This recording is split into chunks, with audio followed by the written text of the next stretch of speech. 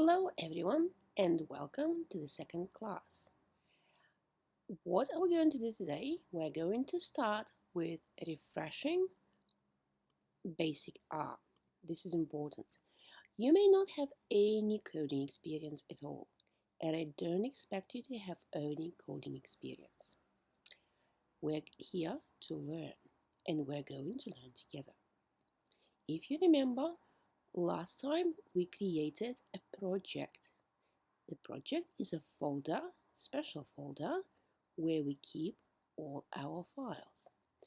Now, I'm starting my RStudio and I'm seeing a blank screen. Where is my project? I need to go to the file and I need to locate it here. You don't go to new project now. You don't need it. You already have one. We need to open a project. You open a project if you remember where you saved it. Now, I saved my project at the desktop. So I go to my desktop and I go through all the files and I see that this is my test project which I created last time. So I go inside the file and I start the file which is called our project, this file over here. So I open it. Need to wait a couple of minutes and this is exactly the place where we left. If you don't remember where you saved your project, you need to go to the file, you need to go to recent projects, and this is my project over here, test at the desktop. It's a good idea to note down where your project is located, so next time you know where it is. Now, we created a new R script last time, so if you have it, it's good. Now I don't have it, so I'm going to create a new R script. So I go to this little icon over here and I press the down button. It gives me options. Which option do I need to go to? I told you we're going to work with two types of files in this unit, with R script and R markdown. The difference between them is that R script is only my coding part, and R markdown allows me to combine both R script and text and presentation. You use R script to run your script and use R markdown for communication purposes, to create a communication piece that you will pass to your lecturer, to your manager, or to your client. Now we're going here and we're creating an R script. This is my R script. You see my screen has changed. The console moves down and it's over here. Now this is the space where I'm going to write my code. The first line which we put last time is we put the line which install libraries, or it's more accurate to say packages. What are packages? Packages is a collection of functions which you can use to enhance your R functionality. Nobody uses base R. The beautiful thing about R and our community that we have lots of packages for all the possible tasks that we want to do. First, as with any other software, you need to install it. So we go and we type install packages. It suggests a couple of options and I go with the option install packages. I need to open brackets and in brackets I need to put the name of the package that I'm going to install. In this unit we will be working mainly with the package fantastic one which is called tidyverse. So let me put quotation marks. Mind you, when you install packages you need to use quotation marks and put the name of the package. Tidyverse. One word. Now to be able to actually do that step, I need to make sure that my cursor is on the line with the code and I go here and I press run. So I go to the console and I see that things are starting to happen here. It may take longer for you to install it, but this is the communication where R is telling me that it was successfully downloaded and you can find here. We don't really need to know the location at this stage, we just need to know that it's able to download it and install it. We mind you that we're going to install our packages only once. We don't do it every time you open your script or you run your code. That is why we'd better comment this line so accidentally we don't run it. To comment the line, I go at the start and I put a hashtag. Hashtag shows R that R should not run this line. This line is a comment, is a note to myself that I install it. You can put notes anywhere, but you need to understand that once you put the hashtag, everything to the right will not be executed. Now we go to the next line and now we need to load our package. It is the same as with installing RStudio. You install it once and then to be able to use it, you need to open or start your RStudio. So to start or load our package, we're using the function which is called library. We open brackets as with any function, you need to put brackets, and in brackets we need to put the name of the library that we're going to use, and that is tidyverse. So I'm putting it here. I need to run it. So I need to make sure that my cursor is on the line. It's here, and then anywhere in the line, and then I go and I press run. So let's have a look. The alternative of doing this would be to put Command Enter, press Command Enter keys on your keyboard, or Control Enter if you are on a PC. So let me do it on the keyboard. I can see that it's working here in the console when it puts the command and it shows some communication. You need to start reading communication because I is trying to help you. Now it was able to load my library, which is absolutely good. Now I'm going to do some simple manipulations with R just to give you a refresher. When you work with your data, you need to load your data. You need to store your data somewhere. And the way for any environment to store data is to create a variable. I'm going to create a variable and I'm going to call it my cup. Just think about that as a cup that you have at home and you use it to hold any liquids or anything. I can use my cup for a coffee, I can use it for a milk, I can use it for to bake a muffin, mud cake, for anything. It's a container that I can use. So that's my name of the container. Now I need to put something in the container, and to put something in my cup variable, I'm using this special assignment symbol. So you see I have two parts. One part is an arrow, more or less if you can look at your keyboard, and another one is a hyphen. So I'm putting this all together and you see it resembles the arrow. The meaning of that is I'm going to take some value on the right side and put it inside the variable which is called my cup. So I'm going to put the variable which is 5. It's an integer. So I'm putting it there. Now don't forget, if I just press enter, nothing's going to happen. The code is not run. I need to go back to the line, select, put the cursor here or select the whole line, and I need to run it. Now I'm running it.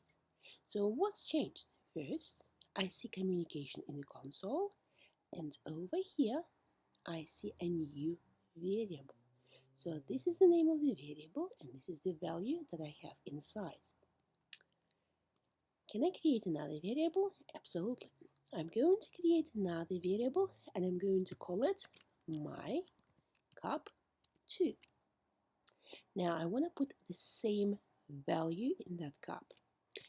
What I'm doing, I'm putting the assignment symbol the same as I have over there, And I'm going to say that I'm going to put the value from my cup to my cup 2. So I'm putting the name of the variable here. Again, I need to run it. So the cursor is on the line, I go and I run it. Have a look what happened. Now I have two variables and they have exactly the same value, 5. The value of my cup didn't change, it's still the same 5. Now I want to change the value of my cup. So I'm going to write this code. I'm going to say that my cup 2 now has, so I'm put the assignment sign, I'm assigning another variable, another value, and that value will be my favorite coffee. What do you think is going to happen? Let's have a look.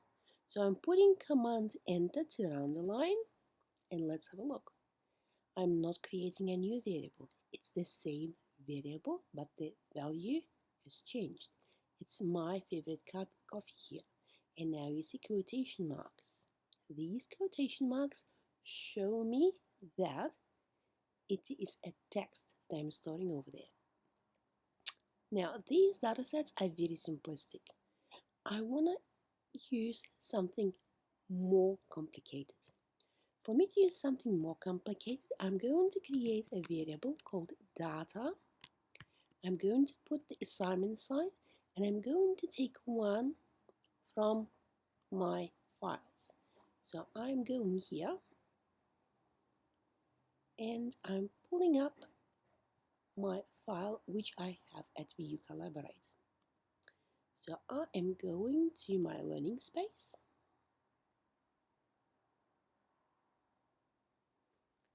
and the file that I'm referring to is over here.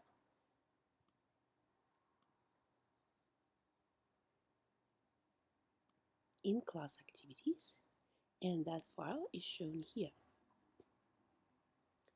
So this is the link to the file that I'm going to use. So if I open this link in the new table, new tab, this is the file. It doesn't look that nice. Let's have a look what we can do. I copy this link over here. It's a CSV file, so I need to get a function that is able to read CSV files.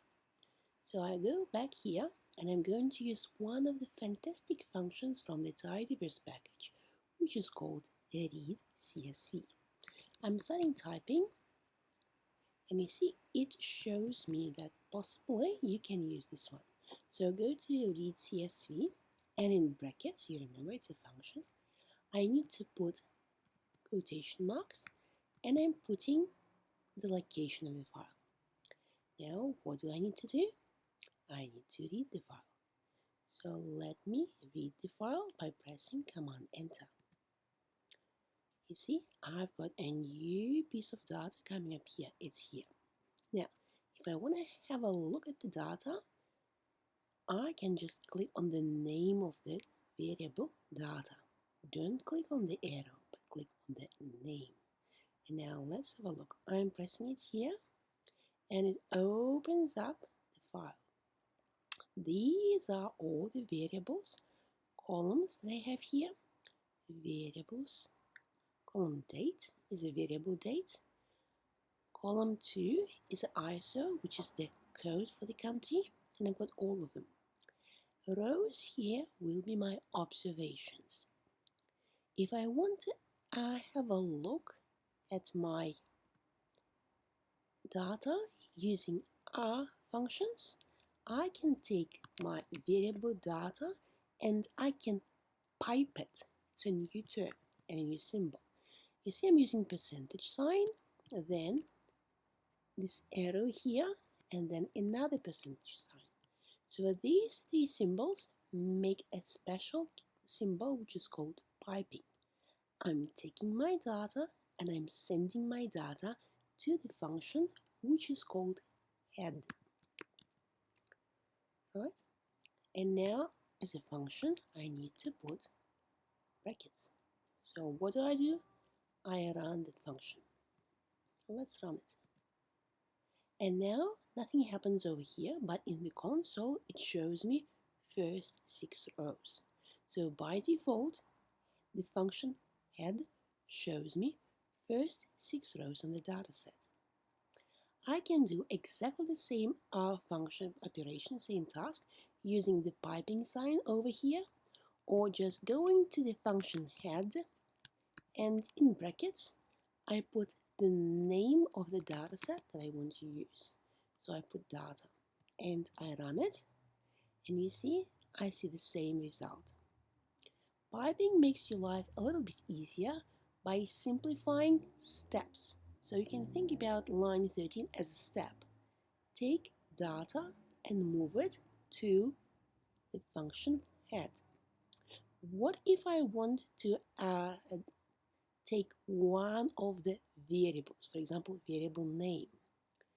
To take a variable, particular variable from a dataset, I have another special symbol. For example, I want to have a look at my variable name. So I put head and I put the name of the dataset, and now another special symbol, which is a $sign. $sign, and I put the name of the variable, which is name. So let me press Command Enter, and here in the console I see the first 6 rows. It may be that you want to take the full variable set of observation and assign it to another variable. So let's say countries. That is the new variable that I'm creating.